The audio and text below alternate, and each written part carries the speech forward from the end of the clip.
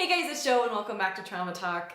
So I think we all know that there's nothing good that comes out of comparing your trauma to someone else's, but I want to talk about why we shouldn't do that. And I don't like using the word should or shouldn't, but why that I really don't think it's a good idea, because I have absolutely been guilty of doing this, but it has brought nothing but negative things into my life. And here's one of the reasons why. Not everyone responds to trauma the same way, and there are a lot of different reasons for that, but the biggest reason is that everyone's life is different. No one's going to respond to something the same way. I mean, just even like a normal thing, like someone's commented a conversation. No one's going to respond to that internally exactly the same way. And when you're talking about a traumatic event, something that changes the way that your brain functions, everything that has led up to that moment in your life plays into how your reaction to that event plays out. And so you cannot compare one person's reaction to a traumatic event to another person's reaction to a traumatic event. I remember hearing a story a while ago of, I believe it was a grandmother in Syria during the horrible, horrendous environment that is taking place over there.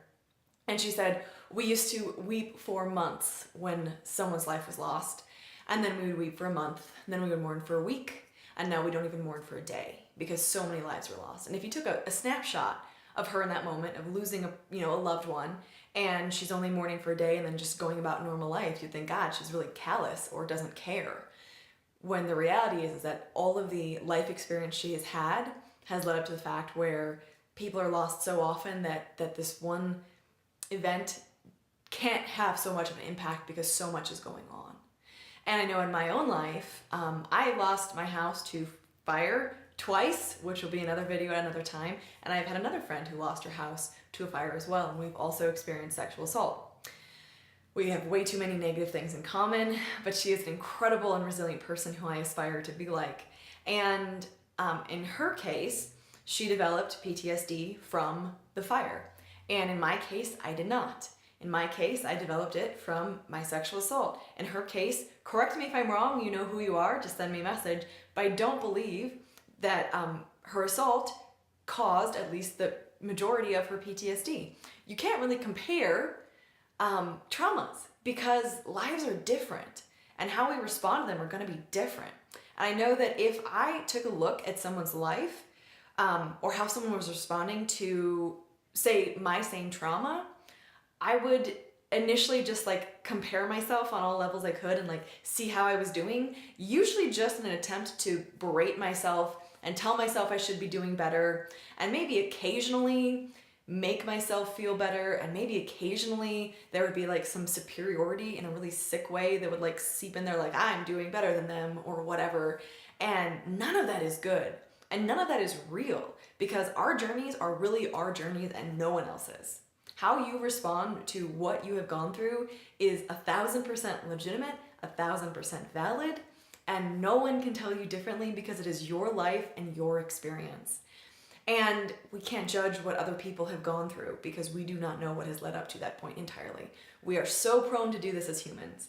We are very judgmental creatures, unfortunately, and I am trying to work against that in my own life. Judgment does not lead anywhere good, and it is not accurate because we have no idea everything, and I'm talking everything, that is played into someone's reaction to an event.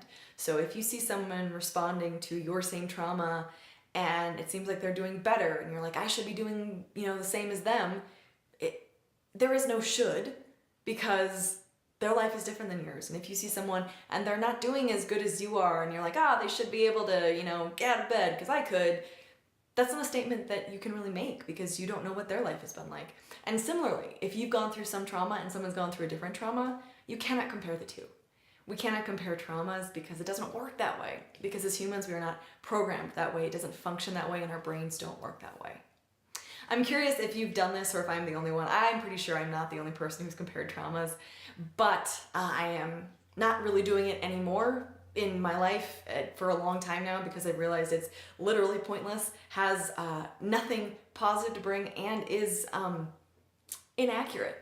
I'd love to hear your comments below.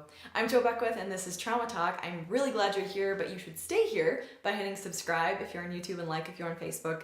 I release videos every other day talking about life after trauma, and I would really love to see you in the next one. I will see you then, and please take care of yourselves until then.